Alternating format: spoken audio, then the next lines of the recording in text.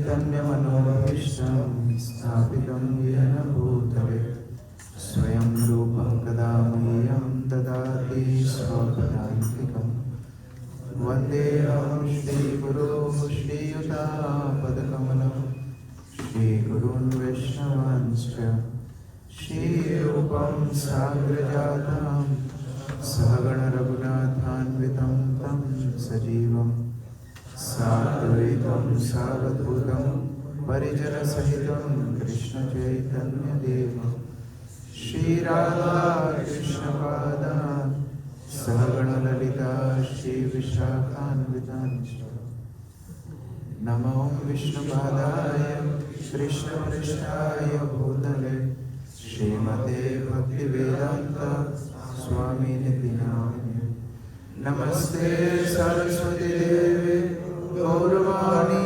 प्रचारिणे निर्विशेष शून्यवादी पाश्चात्यदेशधारिणे नमो महावदन्याय कृष्णप्रेमप्रदायते कृष्णाय कृष्णचैतन्य नामने गौरतिषे नमः। हे कृष्णा करुणा सिंधु दीनबन्धो जगत्पते गोपेश गोपिकान्त राधाकान्त नमोस्तुते। तप्त काञ्चन गौराङ्गी राधे वृन्दावनेश्वरी विश्वभानुसुते देवी प्रणमामि हरिप्रिये। वाञ्छाकल्पतरुभ्यश्च कृपा सिन्धुभ्यैव च पतितानां पावनेभ्यो वैष्णवेभ्यो नमो नमः। जय श्री कृष्ण चैतन्य प्रभु नित्यानंद श्री अद्वैत गदाधर श्रीवासादि गौर भक्तवृंद। हरे कृष्णा कृष्णा कृष्णा हरे हरे हरे राम राम राम हरे हरे। गौराविर्भावभूमिस्थं निर्दिष्ट सज्जन प्रिय वैष्णव सार्वभौम श्री जगन्नाथाय ते नमः।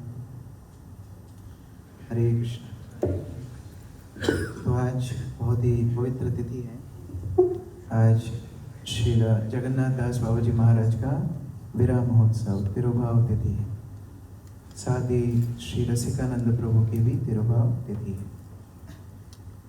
श्रील प्रभुपाद को एक बार भक्तों ने पूछा कि श्रील प्रभुपाद हमारे तो इतने आचार्यगण हैं और किसी ना किसी का तो आविर्भाव तिरुभाव होता ही है, तो क्या रोज फास्टिंग करनी पड़ेगी?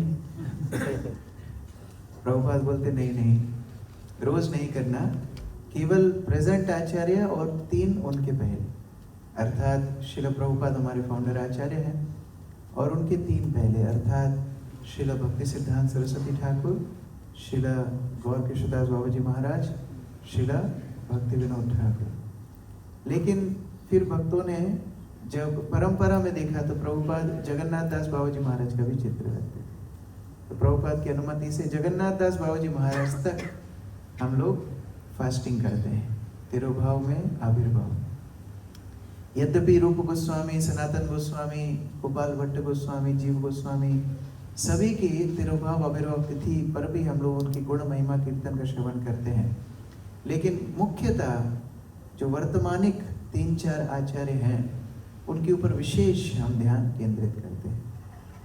श्री जगन्नाथ दास बाबा जी महाराज हमारी परंपरा के शिरोमणि हैं और इनका चरित्र, इनके जीवन कथा प्रेरणास्पद है।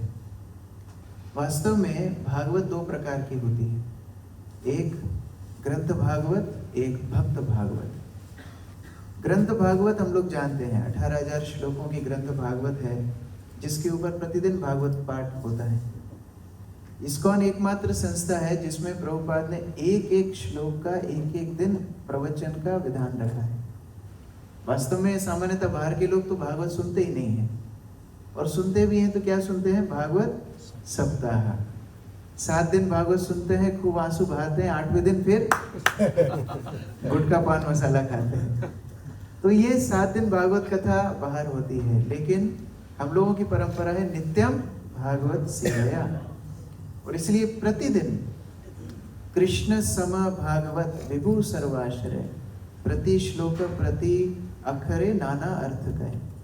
ये कृष्ण के समान भागवत है जो विभु सर्वाश्रय, सभी को आश्रय प्रदान करने वाली है। और हर श्लोक, हर अक्षर में अनेक अनेक शिक्षाएं भागवत में है।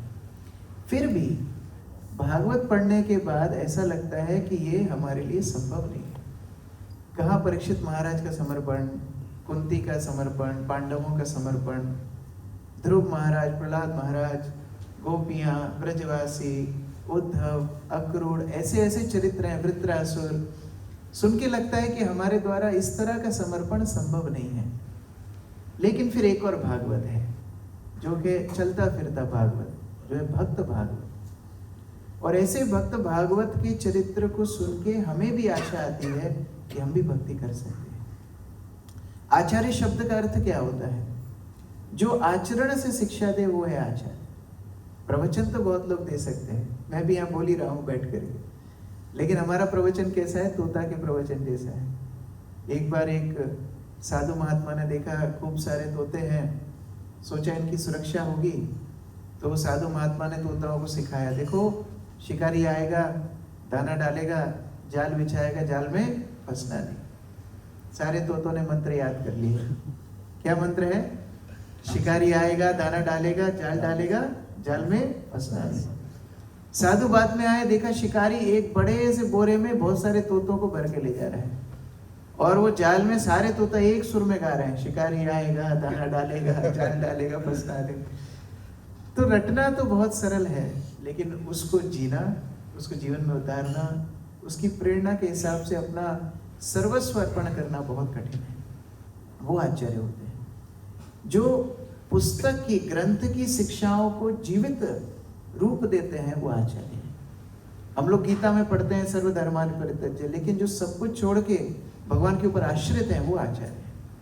भगवान बोलते हैं सततम चिंतयन्तो माम, हमेशा जो मेरा चिंतन करेगा वो मेरा महात्मा है, वो मेरे देवी प्रकृति के आश्रित है, वो है महात्मा, भक्त भागवत। और ऐसे भक्त भागवत का चरित्र सुनना ये बहुत महत्वपूर्ण है। वास्तव में भागवत भी क्या है?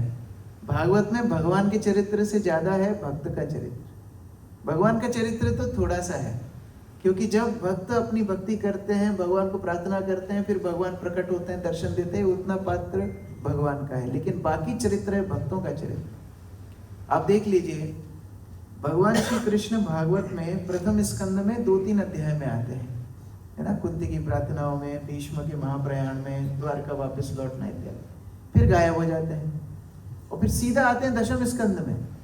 तब तक कृष्ण लीला है ही नहीं, बाकी अवतारों का वर्णन है।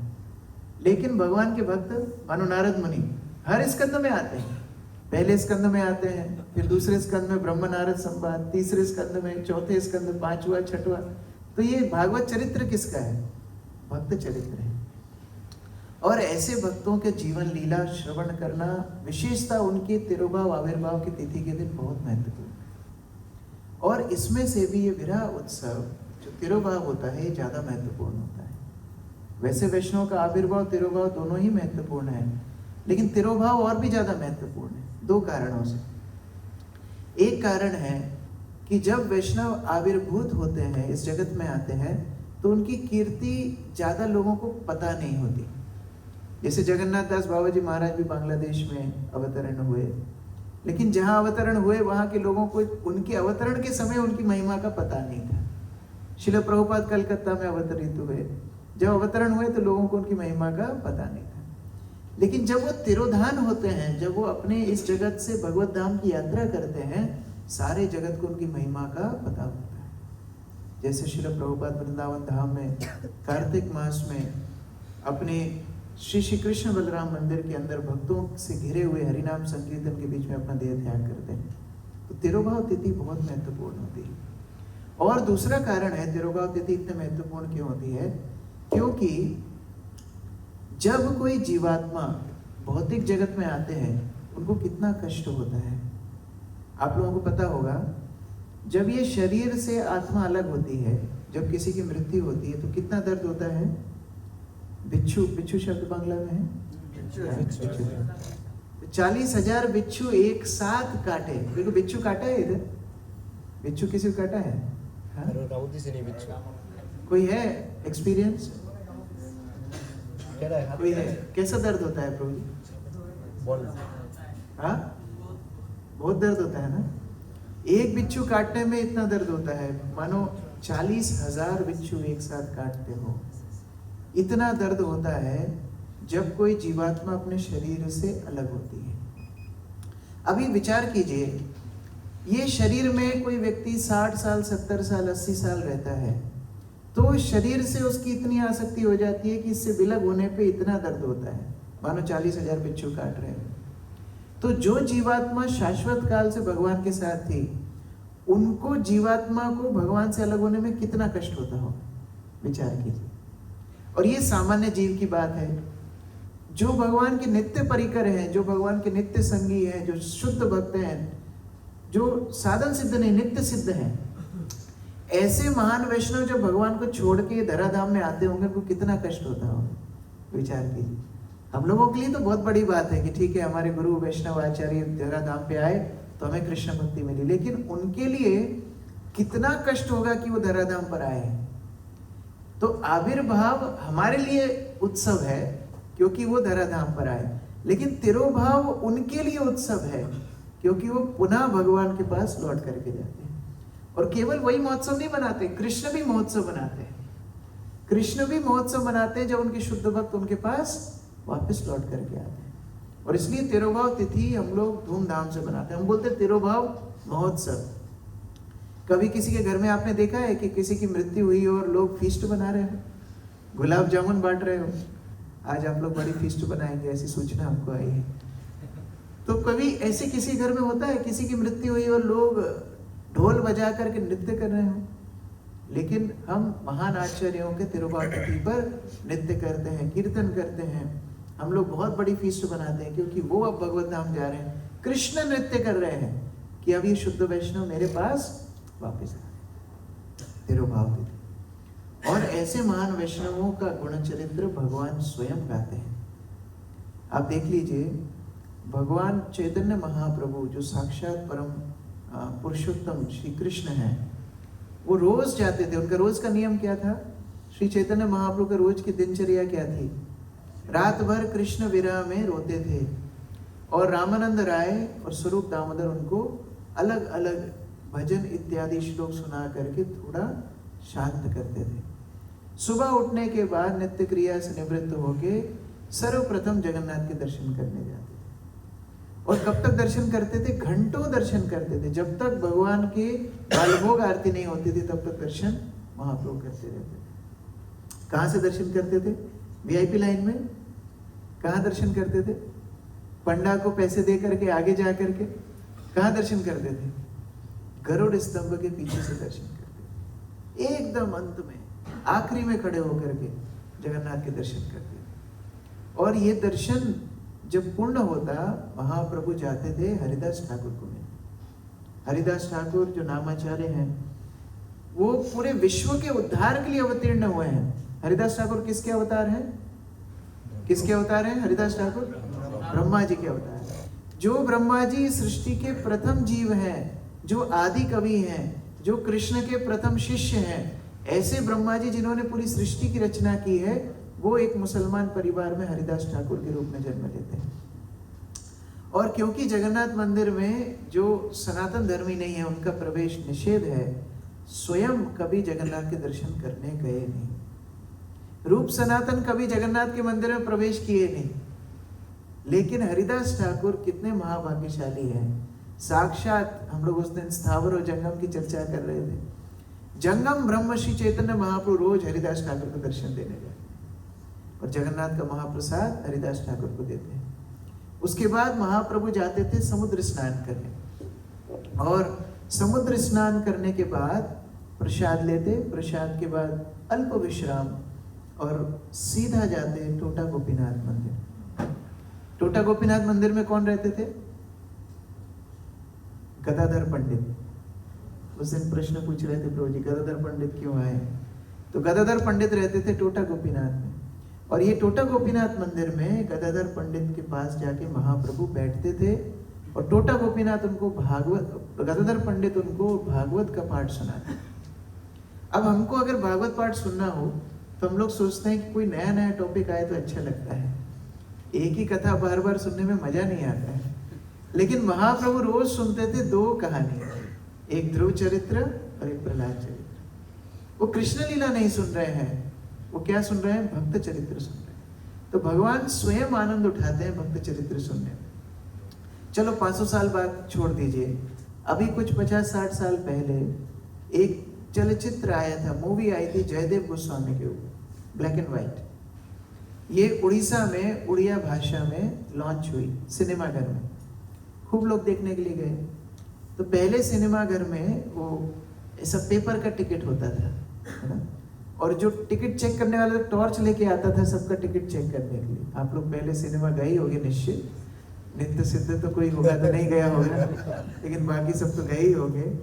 तो टॉर्च लेकर के आता था चेक करने के लिए सबका टिकट। तो एक व्यक्ति शॉल ओढ़ करके बैठा हुआ था, वो जयदेव गोस्वामी के चलचित्र मूवी देख रहा है।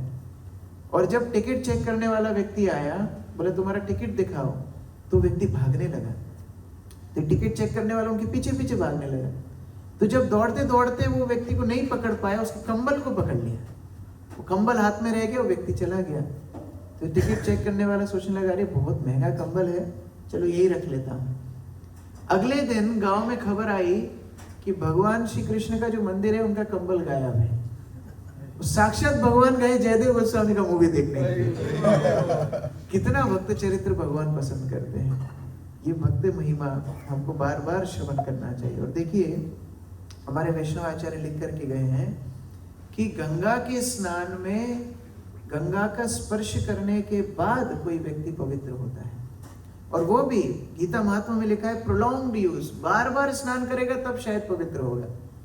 लेकिन वैष्णव इतने पवित्र है, दर्शने पवित्र करो एक मानो। इसलिए वैष्णवों का दर्शन, वैष्णवों का चरित्र श्रवण बहुत महत्वपूर्ण है।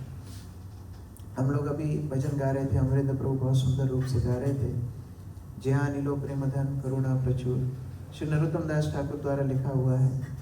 और पहले दिन भी हम चर्चा कर रहे थे कैसे नरोत्तम दास ठाकुर कृष्ण प्रेम महाप्रभु से प्राप्त किए।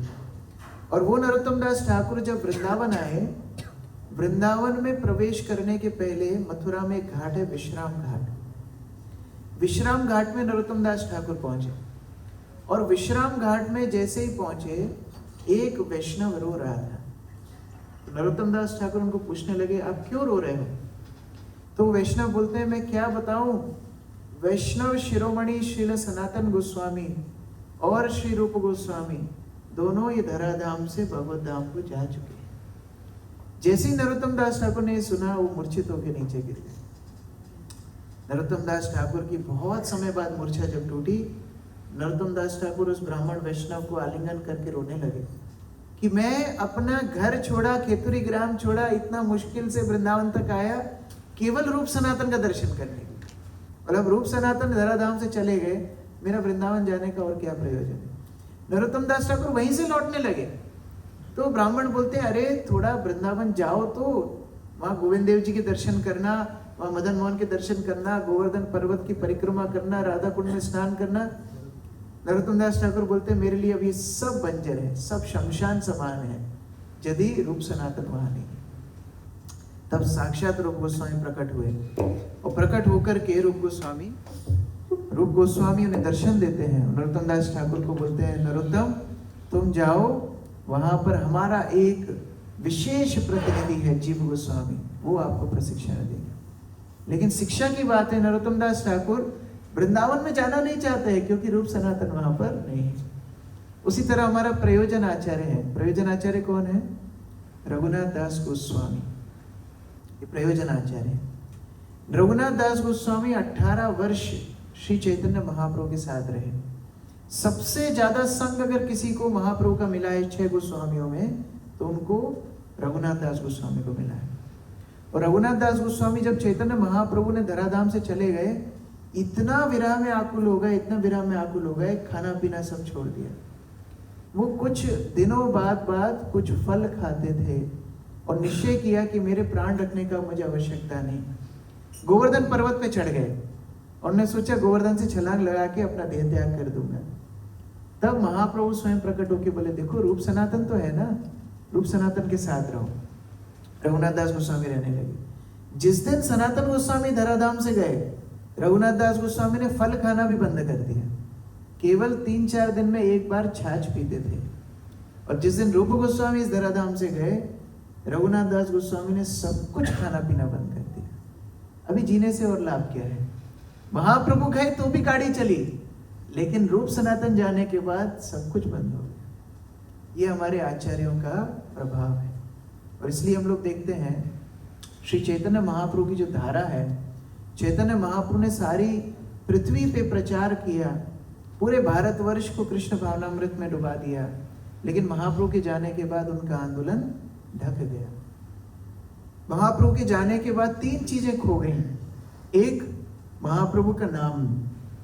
महाप्रभु जो हरे कृष्ण महामंत्र दे करके गए, हरे कृष्ण कृष्ण कृष्ण हरे हरे, हरे राम राम राम हरे हरे। महाप्रभु जो ये महामंत्र दे करके गए, ये नाम विलुप्त हो गया। अभी लोग अलग अलग नाम गाने लगे। आप लोग जगन्नाथपुरी जाओगे तो अलग अलग नाम सुनने के लिए मिलेंगे आपको, है ना? यहाँ तो बोलना ठीक नहीं है, लेकिन हरे कृष्ण महामंत्र गायब हो गया। एक तो महाप्रभु का नाम, दूसरा महाप्रभु का धाम। महाप्रभु का धाम मायापुर में इतनी बड़ी बाढ़ आई कि वो धाम भी विलुप्त हो गया। और तीसरा, भगवान महाप्रभु का गुणगान। नाम, धाम, गुणगान। गुणगान अर्थात चैतन्य चरितामृत इत्यादि ग्रंथ विलुप्त हो गए। षड गोस्वामी ने खूब प्रचार किया। 3 आचार्य, नरोत्तम दास ठाकुर, श्रीनिवास आचार्य, श्यामानंद प्रभु ने खूब प्रचार किया, लेकिन खूब अपसंप्रदाय उनके जाने के बाद उठने लगी। श्रीला भक्ति विनोद ठाकुर 13 अपसंप्रदायों की सूची देते हैं। आउल बाउल, लेरा लेरी, सखी बेकी, करता बाजा, गुरंग नागरी, 13 अपसंप्रदाय जो महाप्रभु के नाम पर अपसिद्धांत फैला रहे थे, जो चारों नियमों का खंडन करते थे। मछली खाते थे, बोलते थे ये जलेर फल है।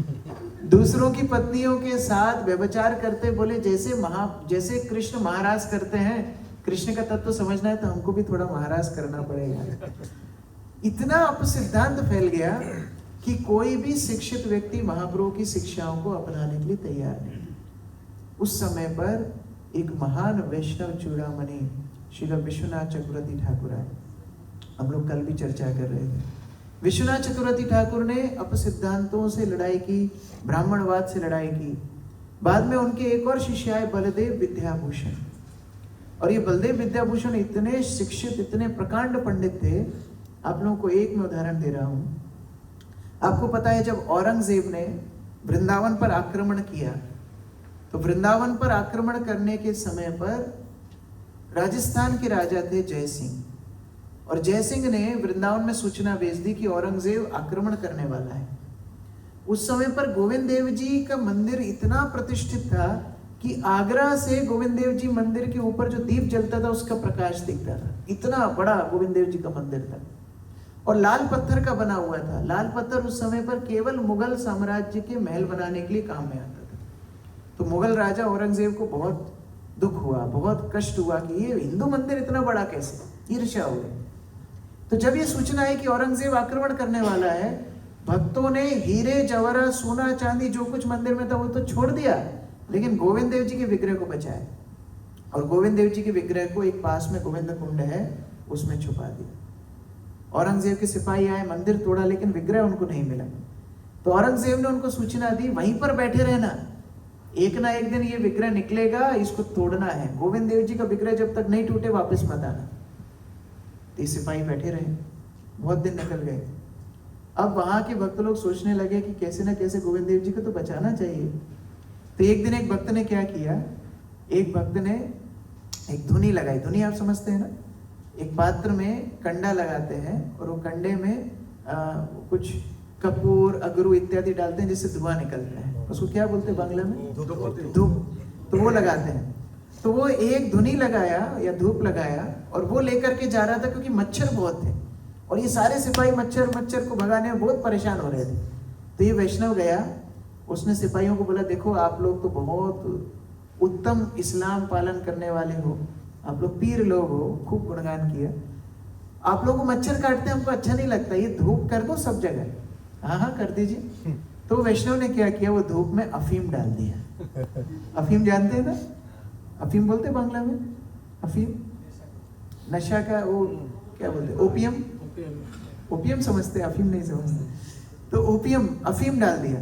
वो अफीम डालने से वो धुआं में नशा आ गया, तो इन्होंने तो अपना उत्तर ही लगा लिया, बाकी सारे सिपाही वो धुआं सूंघ करके बेहोश हो गए। और उस समय पर वैष्णव ने गोविंद देव जी का मूर्ति निकाला, बैलगाड़ी में बिठाया और राधा कुंड भेज दिया। राधा कुंड में बहुत दिन तक सेवा हुई, फिर जयपुर आ गए। अब जयपुर में राधा गोविंद देव जी की सेवा पूजा चलने लगी, लेकिन जयपुर में ज्यादा गौड़ीय भक्त नहीं थे, जयपुर में रामानंदी बहुत थे। तो ये रामानंदियों ने विवाद उठा दिया कि ये गौड़ीय वैष्णवों को पूजा क्यों करने देते हो, इनकी तो परंपरा ही प्रमाणित नहीं है, ये ना मध्व संप्रदाय को पालन करते, ना ही रामानुजा को पालन करते, इनका तो अलग ही है, महाप्रभु को ही फॉलो करते हैं, गौड़ियों को सेवा से हटाओ। और दूसरी बात, ये राधा रानी कौन है, राधा रानी को अल्टर से हटाओ। अभी तो सब लोग बोलते हैं राधा कृष्णा, लेकिन आप लोग थोड़ा सा सोच के देखो, महाप्रभु के आने के पहले राधा रानी का विचार ये धराधाम पर नहीं था। राधा रानी कौन है ये किसी को मालूम ही नहीं था। आप लोग देख लीजिए, भारत में जितने पुराने मंदिर हैं, तिरुपति में क्या राधा रानी है, गुरुवायूर में राधा रानी है, जगन्नाथपुरी में राधा रानी है, बद्रीनाथ में राधा रानी है, द्वारका में राधा रानी है, श्रीरंगम में राधा रानी है, कांचीपुरम में राधा रानी है। कहीं पर देख लीजिए, कोई भी प्राचीन भारत के मंदिर में राधा रानी का विग्रह नहीं है, क्योंकि ये बहुत गोपनीय है। देखो, हम मंदिर से, हम लोग अपने घर से जॉब के लिए जाते हैं, हमारा परिचय हो सकता है ऑफिस वालों के साथ हो, कि हमारी पत्नी का, बच्चों का, सबका परिचय हम देते हैं क्या? घर की बात सबको नहीं खोलते हैं। उसी तरह से भगवान कृष्ण सब जगह है, लेकिन राधा रानी का तत्व बहुत गोपनीय है। और इसलिए हम लोग गाते हैं, यदि गौर ना होई तो तभी की होई तो केमो ने धरितम दे, राधार महिमा प्रेम रस सीमा जगते जाना तो के। ये राधा रानी का तत्व कोई को पता नहीं होता अगर महाप्रभु नहीं होते। तो रामानंदियों ने बोला राधा रानी ऑल्टर से हटाओ, और जय सिंह को मजबूरी में राधा रानी को ऑल्टर से हटाना पड़ा। कितना कष्ट वैष्णव को हो रहा होगा, आप विचार करो। गोविंद देव अकेले खड़े हैं, राधा रानी को हटा दिया।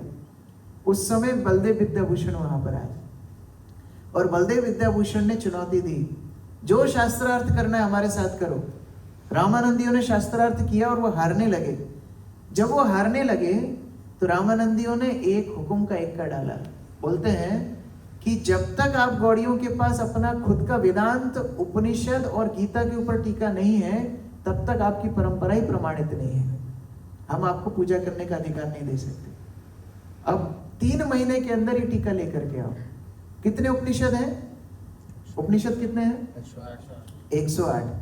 किसको यहाँ 108 उपनिषद के नाम याद है? 8 उपनिषद के नाम याद है? बहुत मुश्किल है।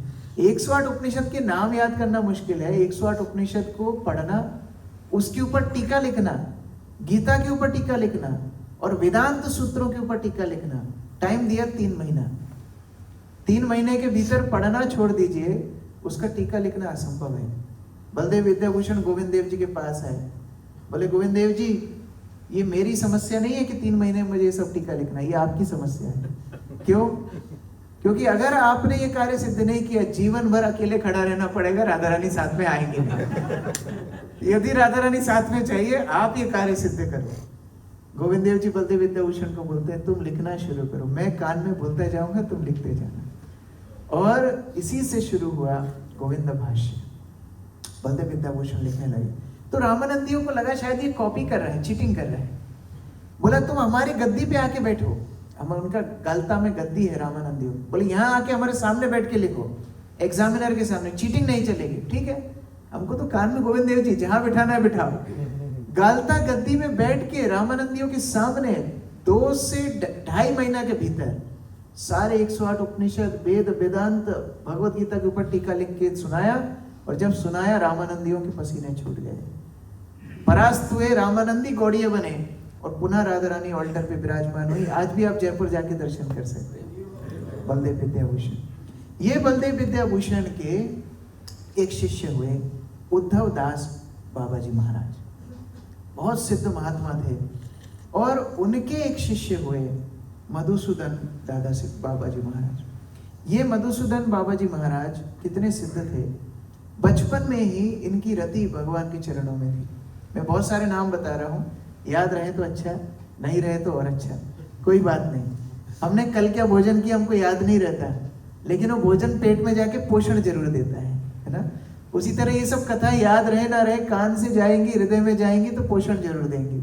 लेकिन अगर आप सो जाओगे तो कान भी बंद हो जाएगा, आंख बंद कान भी बंद, आंख खुली कान भी खुली।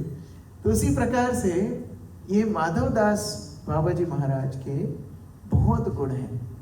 ये माधव दास बाबा जी महाराज बचपन से बहुत सिद्ध थे, और ये बचपन से ही कृष्ण प्रेम में मधु एकदम रत थे। तो बचपन में इनका नाम मधुसूदन भी था। तो बचपन में ही माता पिता ने निश्चय किया, ये बहुत बाबा जी बनने के लिए ये सब प्रेरित लग रहा है, इसका विवाह कर दो। छोटे से थे, 5-7 साल के, और पहले तो विवाह जल्दी हो जाते थे, तो उनका 10-11 का होगा, इसका हम विवाह कर देंगे। तो जैसे ही सुना कि मेरा विवाह की बात चल रही है, भाग गए और बंगाल से भाग करके वृंदावन आए। वृंदावन आकर के, ज्यादा उम्र नहीं है, 8-9 साल की उम्र है, और इतनी उम्र में उन्होंने विचार किया मैं कृष्ण को प्राप्त करना चाहता हूँ।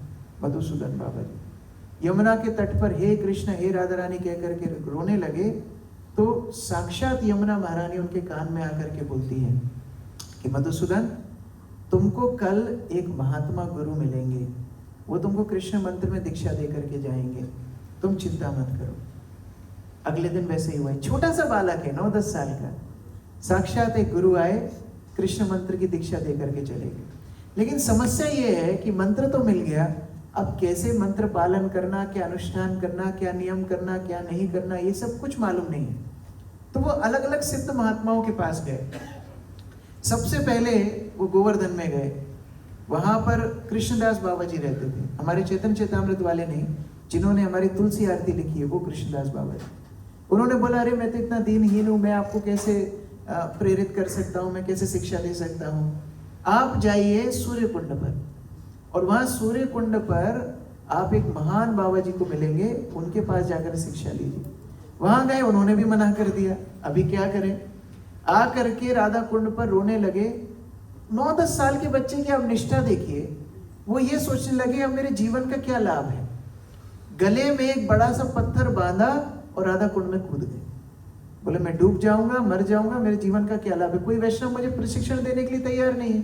ये हमारे साथ उल्टा होता है, वैष्णव प्रशिक्षण देते तो हमको लगता है मैं डूब जाऊंगा, मेरा जीवन खराब। इतना टोका टोकी, ऐसे बैठो, ऐसे खाओ, ऐसे पियो, ऐसे रहो, ऐसे जियो, इतना पूछना पड़ता है क्या। यहाँ पर मधुसूदन बाबा जी का क्या भाव है, मुझे अगर कोई मार्गदर्शन नहीं देगा तो मैं डूब जाऊं। राधा कुंड में डूब गए।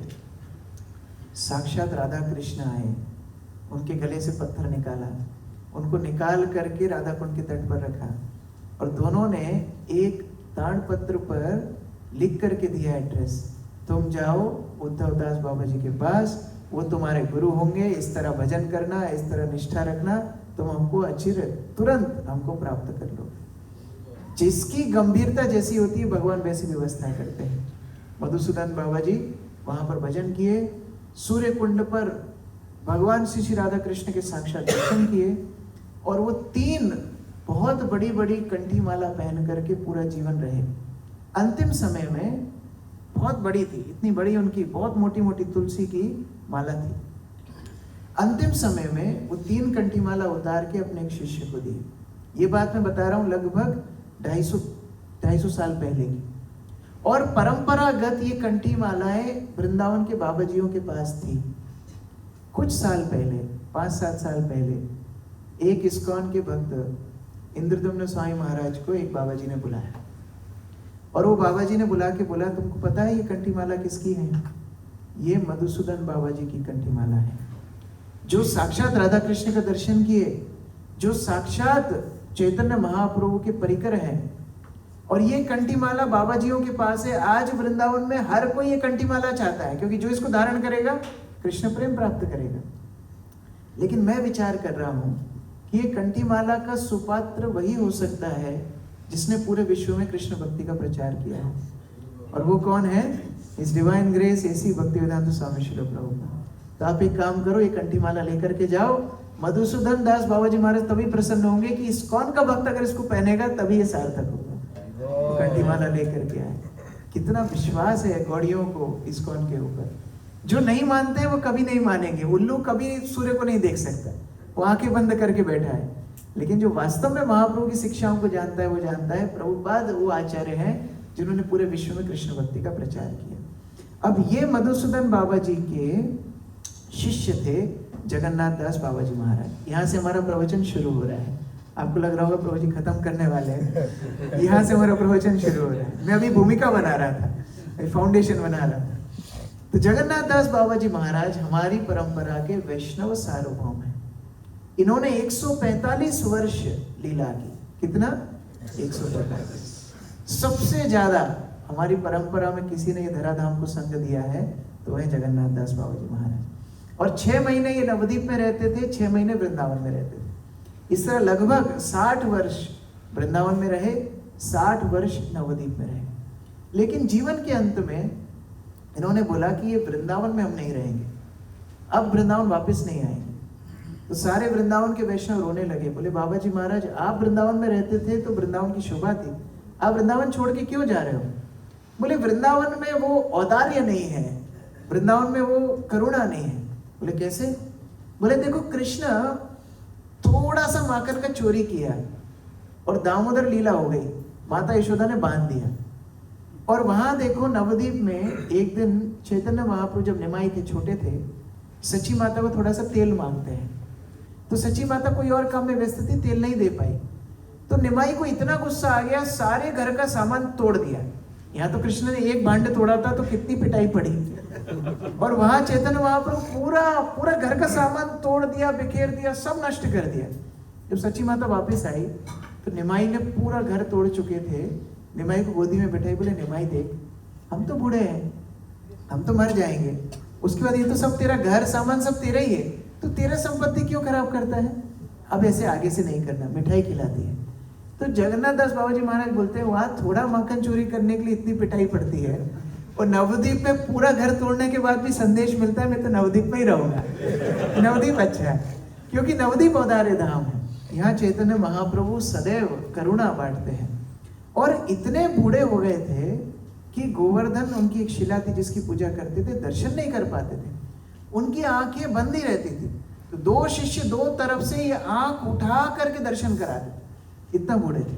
अब चित्र में देख लीजिए, एकदम झुके हुए हैं, गर्दन टेढ़ी है, पीठ टेढ़ी है, पूरे हाथ झुक गए हैं, लेकिन हरिनाम नहीं छूटा, इतनी निष्ठा थी।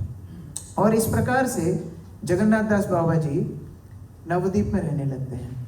आज जो हम पंचतत्व मंत्र बोलते हैं, श्री कृष्ण चैतन्य प्रभु नित्यानंद श्री अद्वैत गदाधर शिवासादि गौर भक्तवृंद, ये महामंत्र को जगन्नाथ दास बाबा जी महाराज ने हमको दिया है। ये जगन्नाथ दास बाबा जी महाराज ने हमको ये मंत्र दिया। उन्होंने बोला श्री कृष्ण का नाम लेने के लिए हम योग्य नहीं, यदि हम ये पंचतत्व महामंत्र का जप करेंगे तो हरे कृष्ण महामंत्र में होने वाले सारे अपराधों से हम मुक्त हो जाएंगे। उन्होंने ये पंचतत्व महामंत्र दिया। और उनका भजन कैसा होता था? आज फास्टिंग है ना, कितने बजे तक? प्रसाद कितने बजे? 12 बजे ही है। ये कोई प्रश्न है क्या? 12 बजे तक फास्टिंग, तो प्रसाद कब होगा? 12 बजे। कभी कभी हमारे उज्जैन में ऐसा होता है, प्रसादम का टाइम अनाउंस होता है 1 बजे, लेकिन प्रसाद कभी बांटने में 1:30 बज जाता है, वो आधा घंटे में प्रलय आ जाता है। अब तो लोग विद्रोह मचा देते हैं, मुर्दाबाद मुर्दाबाद, नहीं सहेंगे नहीं सहेंगे। आधा घंटा लेट कैसे हो गया? आज जगन्नाथ दास बाबा जी महाराज का भजन देखिए, वो 3 दिन तक अविरत भजन करते थे। 3 दिन, ना खाना ना पीना ना सोना, केवल महामंत्र हरे कृष्ण कृष्ण कृष्ण हरे हरे, हरे राम राम। 3 दिन बाद उनका जो सेवक था बिहारी, वो दरवाजे पर दस्तक देता, बाबा जी 3 दिन हो गए, तब वो बाहर आते थे और तब वो कुछ भोजन खाते थे।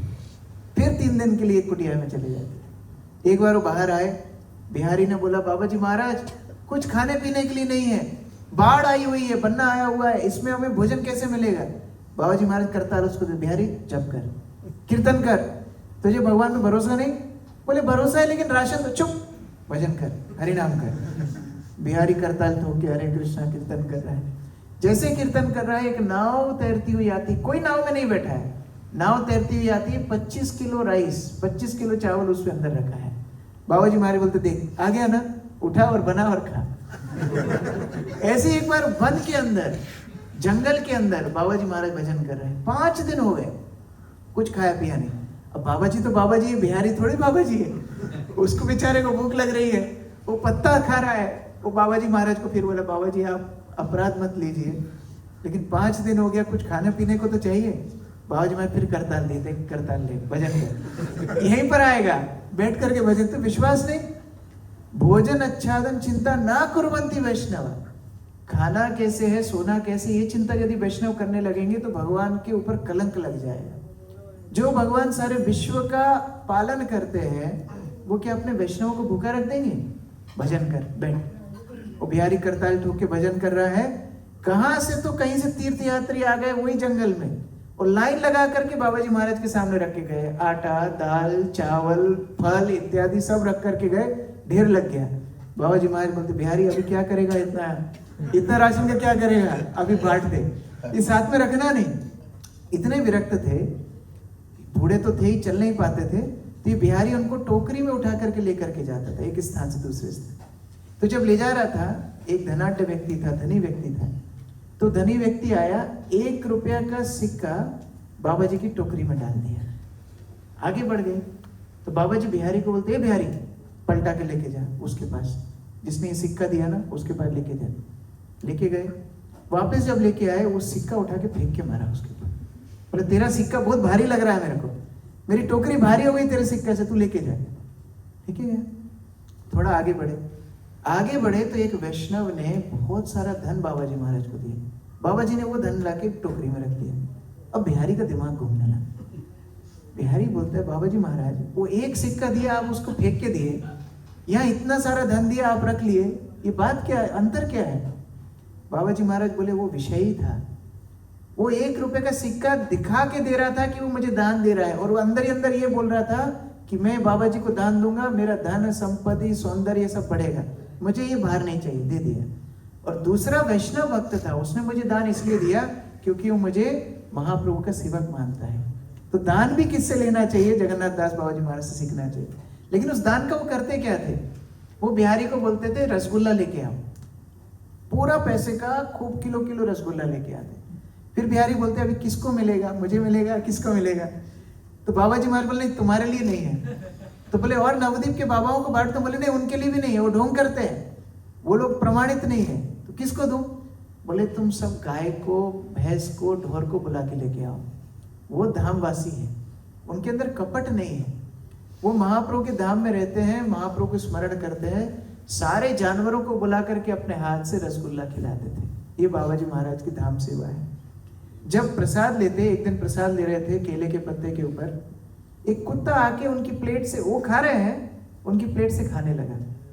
तो बिहारी ने वो कुत्ते को भगा दिया, भाग यहाँ से, बाबा जी महाराज के प्लेट से खा रहे हैं।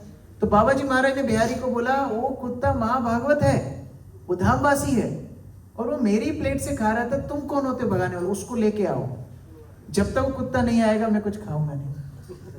कितना भाव है। ये जगन्नाथ दास बाबा जी महाराज कभी कभी भजन करके 5 दिन 7 दिन भी हो जाते थे, और उनकी सबसे अच्छी मित्रता थी भक्ति विनोद ठाकुर से। भक्ति विनोद ठाकुर ने प्रथम बार बाबा जी महाराज का दर्शन किया 1880 में, जब बाबा जी महाराज की उम्र थी 125 वर्ष। और उस समय पर वही स्थिति थी, बिहारी टोकरी में लेकर के चलता, लेकिन जब हरिनाम संकीर्तन होता, हरिहराय नमः, कृष्णाय यादवाय नमः, यादवाय माधवाय केशवाय नमः,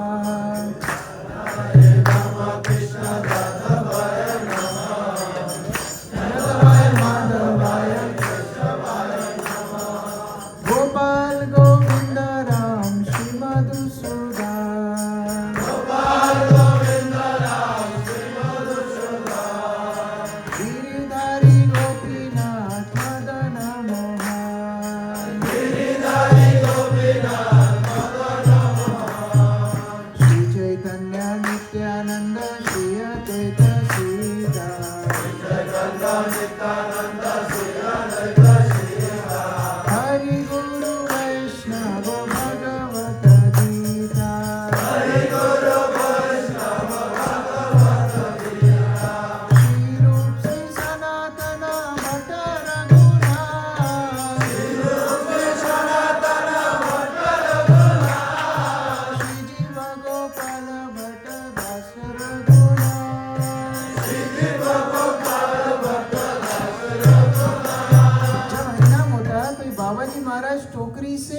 कूद करके नृत्य करने लगते और इतना ऊपर ऊपर उछलते थे, 10 फीट 15 फीट ऊपर उछल जाते थे।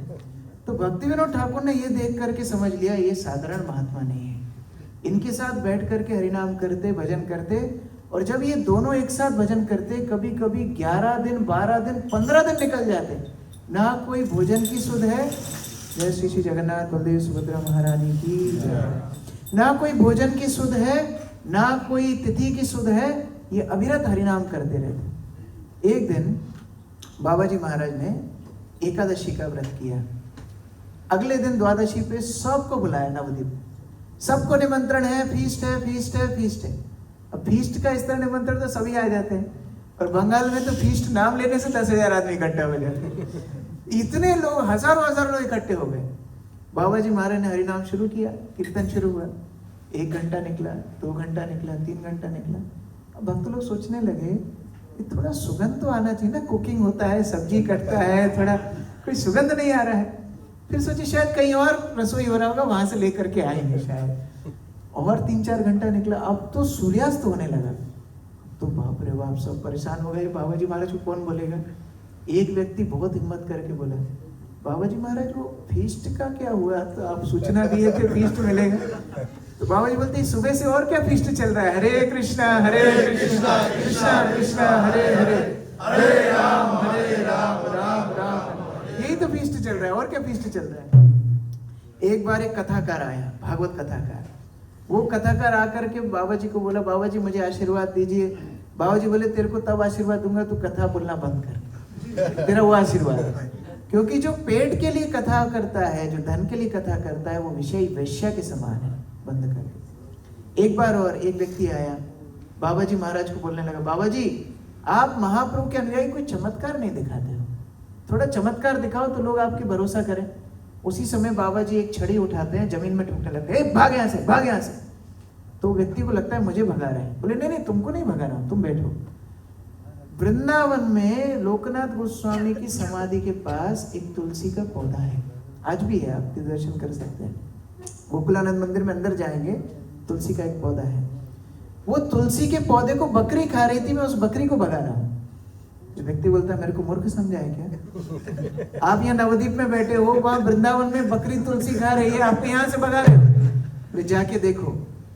तो उसने एक पत्र लिखा वृंदावन में कि ये डेट को, ये समय पे इस तरह घटना हुई थी क्या? तो वृंदावन से रिप्लाई, हाँ एक बकरी मंदिर में घुसी, हम सब प्रयास कर रहे थे उसको भगाने का, वो भाग ही नहीं रही थी, उसको खींच रहे थे, बार बार जाके तुलसी को खा रही थी, पता नहीं कहां से एक छड़ी ठोकने की आवाज आई, वो बकरी भाग गई। तब वो व्यक्ति को विश्वास हुआ। तो बिहारी ने पूछा, बाबा जी महाराज आपने इसको चमत्कार दिखाया क्यों, क्या इतना महत्वपूर्ण व्यक्ति है? बाबा जी महाराज बोले नहीं, ये महत्वपूर्ण नहीं है, लेकिन यदि कोई महाप्रभु, हमारे महाप्रभु के ऊपर प्रश्न उठाएगा तो हमको तो परंपरा की रक्षा करनी है, इसलिए मैंने इसको ये चमत्कार दिखाया। आगे महाप्रभु के जन्म स्थान को लेकर बहुत विवाद था, मैं बता रहा था, धाम लुप्त हो गया था। तो भक्ति विनोद ठाकुर ने निश्चय किया महाप्रभु के धाम को वो खोज निकालेंगे। खूब रिसर्च की, मैप्स निकाले, खूब सारे भक्ति रत्नाकर, चैतन्य चेताम इत्यादि ग्रंथ से प्रमाण निकाले कि कहाँ महाप्रभु का जन्म स्थान है। और एक पेड़ के नीचे कुछ मुसलमान खेती करते थे, वो बोलते हैं यहाँ जो बीज डालते हैं तुलसी उगती है। और रात में यहाँ पर खोल मृदंग की आवाज आती है, हरे कृष्ण कीर्तन की आवाज आती है, और कोई दिव्य पुरुष दिखते हैं नाचते हुए, भूत प्रेत है भाई यहाँ पर, यहाँ नहीं आना। भक्ति विनोद ठाकुर लगा वो ना हो, यही महाप्रभु का जन्म स्थान। 140 वर्ष के जगन्नाथ दास बाबा जी महाराज को लेकर के आते हैं टोकरी में, और जैसे ही टोकरी ला करके वहां रखते हैं, वो पेड़ को देख करके, स्थान को देख करके जगन्नाथ दास बाबा जी महाराज नाचने लगते। यही तो निमाई जन्म स्थान, यही तो निमाई जन्म स्थान। जब नृत्य करते उन्होंने पुष्टि किया कि ये महाप्रभु का जन्म स्थान है। आज जो हम योगपीठ दर्शन करते हैं उसका कृतित्व हो जाता है जगन्नाथ दास बाबा जी महाराज, इसलिए उनके प्रणाम मंत्र में आता है, गौर आविर्भाव भूमि स्तम निर्दिष्टा सज्जन प्रिया। गौर आविर्भाव, जो महाप्रभु के आविर्भाव भूमि है, उसको स्थापित किया जगन्नाथ दास बाबा जी महाराज। और इसीलिए वैष्णव सार्वभौम श्री जगन्नाथाय ते नमः। जगन्नाथ दास बाबा जी महाराज को इसलिए हम लोग प्रणाम करते हैं। मेरे पास बहुत लीला है, लेकिन उतना डिटेल में हम नहीं जाएंगे। जगन्नाथ दास बाबा जी महाराज की कृपा से हमें भक्ति विनोद ठाकुर मिले। यद्यपि भक्ति विनोद ठाकुर कि दीक्षा गुरु कोई और है, लेकिन जगन्नाथ दास बाबा जी महाराज से वो शिक्षा लिया करते थे। एक बार कुछ लोग राधा कृष्ण की अष्टप्रहर लीलाओं श्रवण करने के लिए भक्ति विनोद ठाकुर के पास आए। भक्ति विनोद ठाकुर ने उनको जगन्नाथ दास बाबा जी महाराज के पास भेज दिया, बोले वहां जाओ। जगन्नाथ दास बाबा जी महाराज के पास जब वो लोग गए, उनको जगन्नाथ दास बाबा जी महाराज ने बोला, देखो पीछे कुछ बेगुन मैंने बोया है, उसको पानी दो। तो ये पानी देने लगे। बोले वहां बहुत खरपतवार है, उसको उखाड़ो। 9 महीने तक उनसे बेगुन की खेती कराई, 9 महीने तक। अब ये लोग परेशान हो गए, भक्ति विनोद ठाकुर के पास वापस आए। बोले भक्ति विनोद ठाकुर कहाँ भेज दिया हमको आपने, हम सुनने के लिए अष्टप्रहर लीला, उनने हमको बेगुन की खेती कराया 9 महीना। तो भक्ति विनोद ठाकुर बताते हैं, कलयुग का जीव क्या अष्टप्रहर लीला का चिंतन करेगा, उसका कृष्ण चिंतन नहीं माया चिंतन होगा। लेकिन बाबा जी महाराज जैसे सिद्ध वैष्णव की सेवा ही भजन है। भजन अर्थात भज, भज धातु मतलब सेवा। ऐसे शुद्ध वैष्णवों की सेवा मात्र करने से हृदय में अष्टप्रहर लीला प्रकाशित हो जाएगी। तो आज के पवित्र दिन हम जगन्नाथ दास बाबा जी महाराज के चरणों में प्रार्थना करें। हम तो योग्य नहीं कृष्ण भजन करने के, लेकिन ऐसे महान संत, ऐसे महान महाभागवत वैष्णवों के चरणों में रह करके अगर हम साधना करेंगे, ऐसे वैष्णव के चरणों में रह के प्रचार कार्य करेंगे, सेवा करेंगे, उनकी कृपा से हृदय में राधा कृष्ण प्रफुल्लित हो जाएंगे, प्रकाशित। ये हमारा संबल है। और प्रभुपाद ने ये आचार्य उपासना को इतना महत्व दिया है। टीओवीपी मंदिर जो बड़ा मंदिर बन रहा है, मायापुर चंद्रोदय मंदिर, मायापुर धाम, वर्ल्ड हेडक्वार्टर्स ऑफ इस्कॉन, उसमें 3 ऑल्टर होंगे। पहले ऑल्टर बीचों बीच होंगे कौन, पंचतत्व, क्योंकि पंचतत्व का धाम है। राइट साइड में होंगे राधा माधव अष्ट सखी, और लेफ्ट साइड में कौन होंगे, लेफ्ट साइड में होंगे आचार्यगण। श्रीला प्रभुपाद, भक्ति सिद्धांत सरस्वती, गौर किशोरदास बाबा जी, भक्ति विनोद ठाकुर, जगन्नाथ दास बाबा जी, नरोत्तम दास ठाकुर, हमारे षड गोस्वामी गण, ये सब ऑल्टर में होंगे।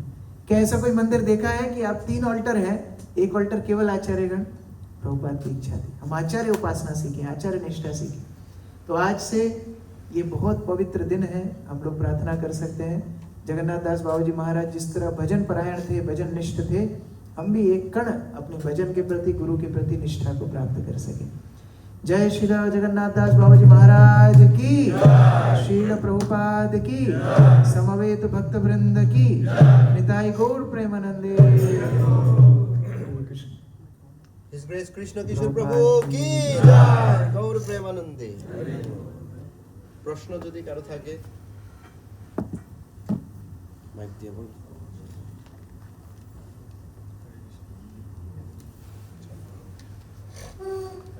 धन्यवाद, प्रणाम प्रभु आपके इस चैनल में। तो मुझे मेरा जो क्वेश्चन है वो क्लास के टॉपिक में नहीं है, तो मैं पूछ सकता हूँ? हाँ बोलिए। तो हम कभी कभी ऐसा होता है, हम जिंदगी में कुछ चाहते हैं, उसके बाद सोचते हैं कृष्णा चाहेंगे तो आ जाएगा, नहीं तो नहीं आएगा। उसके बाद आता भी है और बाद में ऐसा लगता है ये नहीं होना चाहिए। उसका हम कैसे डिफाइन करें? देखिए, जब व्यक्ति कर्म कर कर उसको भोगता है, उसको कर्मकांडी बोलते हैं। जब कोई व्यक्ति भगवान को प्रार्थना करता है, भगवान मैं कर्म कर रहा हूं, आप मुझे फल देना, उसको कर्म योग बोलते हैं। लेकिन जब भगवान के ऊपर पूर्ण आश्रित हो जाता है कि भगवान जो अच्छा मेरे लिए वो आप मुझे दीजिए, उसको भक्ति योगी बोलते हैं। पृथु महाराज भगवान को प्रार्थना करते हैं, भगवान जैसे एक बालक का लालन पालन पिता करते हैं, क्या बालक पिता को पूछता है कि पिताजी इस महीना तो आपने मेरे को खिलाया पिलाया, स्कूल की फीस भरी, मुझे घर में रखा, अगला महीना करोगे ना कि दूसरे जगह जाऊं? कई बालक पिता को इस तरह बोलता है? कभी नहीं बोलता है। क्यों? क्योंकि बालक का पूर्ण विश्वास है पिता के ऊपर, मेरे पिता मेरा लालन पालन करेंगे। उसी तरह भक्त का पूर्ण विश्वास भगवान के ऊपर होना चाहिए। जो कुछ भगवान मुझे देंगे वो मेरे लिए श्रेयस्कर होगा। तो यदि भगवान से कुछ मांगना है तो क्या मांगना है? भगवान को ही मांग लेना है। भगवान आप मेरे जीवन में रहोगे ना, मेरे लिए सर्व सिद्धि है। और इसलिए भगवान अपने भक्तों को विषय ही नहीं देते। आप जो बात बोल रहे हैं, भगवान को हमने प्रार्थना की, भगवान मुझे ये दो, लेकिन फिर बाद में हमको ही विलाप होता है, अरे ये क्यों आ गया, ये तो मेरे लिए ठीक नहीं था। तो इसलिए भगवान के ऊपर छोड़ देना है। और भगवान अपने शुद्ध भक्तों के लिए क्या बोलते हैं? आमी विज्ञ ए मूर्खे विषय के बाद वो स्व चरणामृत दिया विषय बुलाए। ये मूर्ख है, मैं तो मूर्ख नहीं हूं ना, मुझे पता है इसको क्या देना है क्या नहीं देना। अगर मैं विषय दूंगा ये डूब जाएगा, तो मैं अपने चरणों का अमृत दे करके इसको विषय बुला दूं। ये भक्तों के ऊपर भगवान की कृपा होती है। इसलिए रोज भगवान के सामने आके क्या मांगना है, शिक्षाष्टकम में महाप्रभु बताए, अई नंद तनुज किंकरम पतितम माम विषमे भवाम बुधो। मैं अपने कर्मों के कारण ही संसार में गिर गया, भगवान आप मुझे उठा करके अपने चरणों में दोबारा स्थान दीजिए। बस यही मांगना है और कुछ। हरे कृष्ण। আর কারো কোনো প্রশ্ন? মাইকটা একটু বেশি না দিতে। आज ब्रेकफास्ट तो नहीं है, प्रश्न पूछ सकते हैं। লাগবে না। বলা দিনে কীর্ত নিত্য নিশ্চয় দর্শন, রাত্রে রাম রায় স্বরূপ রস আস্বাদন। एक कॉन्सेप्ट बोला जितना गुप्त रहेगा उतना ही गुप्त होगा, जितना व्यक्त करेगा उतना ही त्यक्त होगा। इसका मतलब देखिए दो बातें हैं। श्री चैतन्य महाप्रभु दिन में जो श्लोक ये बोल रहे थे, दिन में भक्तों के साथ हरिनाम संकीर्तन करते, बेड़ा कीर्तन करते थे, जगन्नाथ मंदिर में कीर्तन करते, टोटा गोपीनाथ में कीर्तन करते, और रात में महाप्रभु को इतना विरह होता, इतना विरह होता था कि महाप्रभु को संभालने के लिए रामानंद राय, स्वरूप दामोदर उनको अलग अलग कीर्तन भजन सुना करके साहस देते थे। इसका अर्थ ये नहीं है कि भक्त लोगों को छुप करके भजन करना चाहिए, नहीं। देखिए कोई जब विवाह करता है, ये विश्वनाथ चक्रवर्ती ठाकुर का उदाहरण है, ध्यान से सुनना। जब कोई विवाह करता है, घर में बहू आती है, तो वो बहू को सबको नहीं दिखाता है ना। बाहर बाजार में जाते हैं तो इतना घूंघट डाल के जाते हैं, देखा, क्योंकि बाहर के आदमी के लिए हमारे घर का बहुत वधू दिखाने का आवश्यकता है। उसके लिए नरोत्तम दास ठाकुर ने बोला है, अपन भजन कथा ना कहीं को जता तथा। इधर उधर अपने भजन का ढोंग नहीं करना चाहिए। लेकिन वो किसके लिए? उनके लिए जो भगवत ईर्ष्यालु हैं, जो आपके भजन में बाधा कर देंगे। आप हरिनाम करोगे, वो आके बोलेंगे नहीं नहीं चंडी पाठ करो, नहीं तुम तो ये व्रत करो, तुम वो बाबा के पास जाओ, तुमको हम वहां लेकर के जाएंगे, इस सबसे कुछ मिला, ये सारी बात बोलेंगे तो हमारी श्रद्धा टूट जाएगी। इसलिए हम लोग यहाँ वहां भजन नहीं दिखाते। कहाँ करते हैं? घर में वैष्णवों के साथ, साधु संगे कृष्ण नाम यही मात्र, साधु संग में कृष्ण नाम। उसी तरह घर में जब वधू होती है तो घर में अब घूंघट करने की आवश्यकता नहीं, घर में सबके साथ मिलना जुलना है। तो उसी तरह महाप्रभु भक्तों के साथ हरिनाम संकीर्तन करते थे। लेकिन इतने दयालु महाप्रभु हैं कि महाप्रभु सभी को अवसर देना चाहते हैं कीर्तन में सम्मिलित होने के, और इसलिए वैष्णव लोग प्रचार करते हैं। अपने स्वयं का भाव दबा करके दूसरों को कृष्ण भक्ति देते हैं। वैष्णव कभी स्वार्थी नहीं होता। मैं भजन करूंगा, एकांत में बैठूंगा, भगवान को प्राप्त कर लूंगा, ये भाव ठीक है, लेकिन उससे भी औदार्य भाव है, मैं अकेला क्यों जाऊंगा, मैं सबको लेके भगवत धाम जाऊं, ये तो इसीलिए एकांत भजन ठीक है, लेकिन हमारे लिए नहीं। हमको सभी को एक साथ मिल करके संगे शक्ति, एक साथ मिल करके हम लोग को हरिनाम करना चाहिए। ये महाप्रभु की शिक्षा है। दूसरा आपने क्या प्रश्न पूछा था? हाँ, ये तो इसमें सम्मिलित हो गया। और कोई प्रश्न है? इधर इधर भी हरे कृष्ण जी।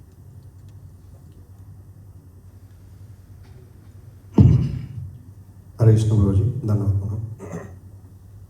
आप दान के बारे में बोला, दान तो हम लोग जब दान करता है कुछ ना कुछ मांग के ही दान करता है। हाँ, हम दान करेंगे, हमको ये होगा ये होगा, लेकिन हमारा दान कौन सा भाव में होना चाहिए? 3 प्रकार के दान गीता में बताए हैं। तमोगुणी दान होता है जो डर के दिया जाए। कई बार भक्त लोग बहुत डराते हैं, तुम दान नहीं दोगे तुम्हारा सब नाश हो जाएगा, तो बहुत पाप मिलेगा, बेचारा डर के दान दे, तमोगुणी दान है। दूसरा तरह का दान होता है राजसिक दान। राजसिक दान मतलब मान प्रतिष्ठा के लिए। हमारे इस्कॉन मंदिर में ज्यादा होता है, आज का प्रसाद स्पॉन्सर किया गया है फलाना ढिमकाना की तरफ से, एक बार महामंत्र बोल के हम उनको अभिवादन करें। कई बार लोग पंखा दान करते हैं, यहाँ तो पंखा नहीं है, पंखे पे 3 पंखुड़ी होता है, देखा? पूरा खानदान का नाम उस पर लिखा देते। तो जब पंखा घूमता है ना, उसके साथ ही खानदान भी 14 भुवन में घूमता रहता है। जितना नाम प्रतिष्ठा की आसक्ति रहेगी वो राजसिक दान है। दान इतना गोपनीय होना चाहिए कि सीधे हाथ से दान करो तो उल्टे हाथ को भी पता ना पड़े, इतना गोपनीय दान होना चाहिए। ये दान का सही भाव है। और सतोगुणी दान होता है ये संसार से मुक्त होने के लिए, कि मैं दान करूंगा मेरा द्रव्य शुद्धि होगी।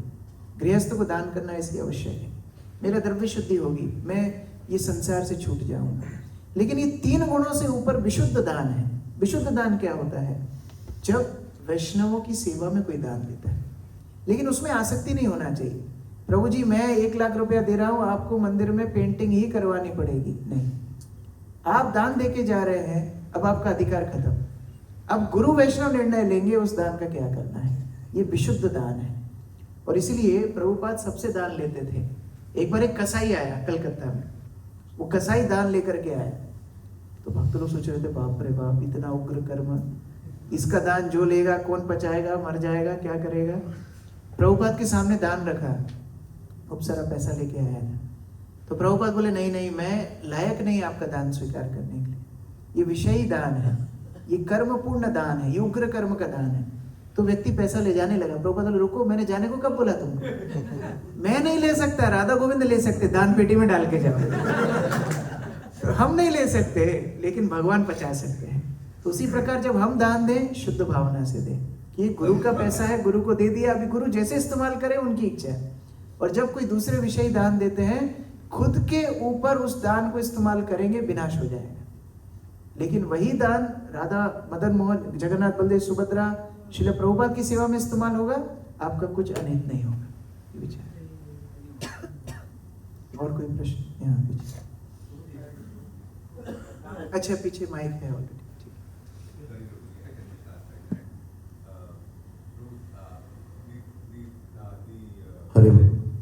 The question is related to yesterday's class. आपने जो बोला था ना, for different time पर हम different आरती गाते हैं। Yes. तो हम सुबह मंगल आरती के लिए हम संसार दावन गाते हैं, लेकिन हमने नोटिस किया है कि वृंदावन में विवाह विशेष गाते हैं। तो maybe I don't know what is the reason. तो वास्तव में भगवान के सामने भगवान का ही गुणगान होता है। और ये गौड़ीय मंदिरों में भी भगवान का गुणगान, विभाव ऋषेशा या उदिलो अरुण पूर्व भागे, ये सारे भजन को गाते हैं। लेकिन प्रभुपाद ने सिस्टम शुरू किया संसार दावनल। ओनली प्रभुपाद ने शुरू किया। क्यों? क्योंकि हम लोग गुरु के माध्यम से भगवान को प्रेम करते हैं। हमारी योग्यता नहीं भगवान को डायरेक्ट, सुबह सुबह गुरु का स्मरण करते हैं और गुरु के माध्यम से भगवान ज्यादा प्रसन्न होते हैं। लेकिन वृंदावन में क्योंकि प्रभुपाद की समाधि मंदिर में ही है, तो 4:10 पे संसार दावनल भक्त लोग पहले ही गा लेते हैं। और क्योंकि वहां पर एक बार संसार दावनल हो जाता है, तो फिर वो लोग विवाह परिशेषा गाते हैं। तो उन्होंने क्रम पूरा पालन किया। जैसे हम लोग भी तो मंगला आरती में पहले गुरुवाष्टकम गाते हैं, फिर प्रभुपाद का प्रणाम मंत्र, फिर जय श्री कृष्ण चैतन्य, फिर तो भगवान का हरे कृष्ण महामंत्र गाते ही है ना। तो उसी तरह वहां पर क्योंकि संसार दावनल 4:10 पे हो गया, तो उसके बाद फिर वो लोग विवाह परिशेषा हरे कृष्ण महामंत्र गाते हैं, तो वो ठीक है। लेकिन हरे कृष्ण महामंत्र या विवाह परिशेषा या कोई भी गुणगान बिना गुरु के गुणगान किए हमारी परंपरा का सिद्धांत नहीं है। तो इसीलिए वृंदावन में उस तरह चलता है। अब मायापुर में ही प्रभुपाद की समाधि है, लेकिन समस्या है मेन मंदिर और समाधि बहुत दूर दूर है। तो सब भक्त लोग मेन मंदिर में जाते हैं, प्रभुपाद समाधि में नहीं जाते हैं। तो वहां पर मेन मंदिर में भी फिर से संसार दावनल होता है, जिससे सब भक्त लोग गा सके। तो ये उसका प्रैक्टिकल एडजस्टमेंट है। अदरवाइज कंसेप्ट इज सेम, कि पहले भगवान के गुण के पहले गुरु का गुणगान, ये कंसेप्ट है। यहाँ पर प्रश्न। हरे कृष्ण। तो जी दान के बारे में आपने अभी शेयर किया, वो मैं चीज ऐड करना चाहता हूँ। प्रश्न ये है, जो हम लोग ग्राम अंचल में रहते हैं, तो उधर में बहुत सारे भिक्षुक लोग और बहुत सारे सहजिया और बहुत सारे अष्टपौर होता है, बहुत सारे लोग आते हैं दान के लिए, कुछ मांगने के लिए। तो उस समय में हम लोग दान करते हैं उन लोगों को। तो ऐसा दान हम लोग को करना चाहिए क्या? देखो, जैसे मैं अभी बता रहा था, आप दान किसको दे रहे हो ये भी आपको प्रभावित करता है। यदि वो दान सही दिशा में ना लगे, तो आप लोगों की उन्नति में बाधा हो सकता है। इसलिए ये देखना है कि दान किसको दे रहे हैं। हमारी तो परंपरा है, प्रभुपाद है, गुरु वर्ग है, उनको दान देना चाहिए। अच्छा, लेकिन इसका मतलब ये नहीं कि वैष्णवों के अंदर से करुणा चली जाएगी। कोई बहुत दरिद्र है, भूखा है, आपके सामने बोल रहा है, आप बोले नहीं हम कुछ नहीं देंगे, आप उनको प्रसाद दे सकते हैं। आप भगवान को अर्पित करके प्रसाद दे दीजिए, आप उनको मंदिर लेकर के आइए, भरपेट खिलाइए, उस तरह आप मदद कर सकते हैं। लेकिन पृथक रूप से, स्वतंत्र रूप से किसी को मदद करेंगे, हो सकता है वो धन ठीक दिशा में ना लगे तो वो पाप आपको भी लगे। इसीलिए निश्चित ये करना है कि वो सही दिशा में लगे। गरीबों को मदद करना गलत नहीं है, लेकिन आप भगवान जगन्नाथ को अर्पित करके प्रसाद वितरण कीजिए, तो फिर आप भी पाप के भागी नहीं बनेंगे, उनका भी आध्यात्मिक उन्नति होगी। ये विचार रखना चाहिए। कभी कभी तो हम लोग को समाज का कोई नियम कानून मानना चाहिए, क्योंकि हम लोग समाज में रहते हैं। तो कोई बोल रहा हूँ जब अष्टप्रहर होता है बाहर के ग्राम कीर्तन, कीर्तन होता है, तो वो लोग आता है, तो हम लोग को भी समाज में रहना है। तो कई बार वैष्णव और चतुर होते हैं। वैष्णव क्या करते हैं, उनको बोलते हैं आपको क्या व्यवस्था चाहिए आप बताओ, तो हम आपको व्यवस्था करके दे देंगे। आपको मृदंग चाहिए ना, मृदंग स्पॉन्सर कर देंगे। आपको माइक सिस्टम चाहिए, माइक सिस्टम हम ला के दे दें। तो डायरेक्ट धन देने की बजाय कीर्तन में जो जो वस्तु लगती है आप वो भी मदद कर सकते हो। ये भी एक तरीका है बचने का। तो इस तरह वो भी शांत हो जाएंगे और आपको डायरेक्ट पैसा भी नहीं देना पड़ेगा। तो ये भी एक तरीका हो सकता है। Thank you. हरे कृष्ण, हरे कृष्ण, हरे कृष्ण।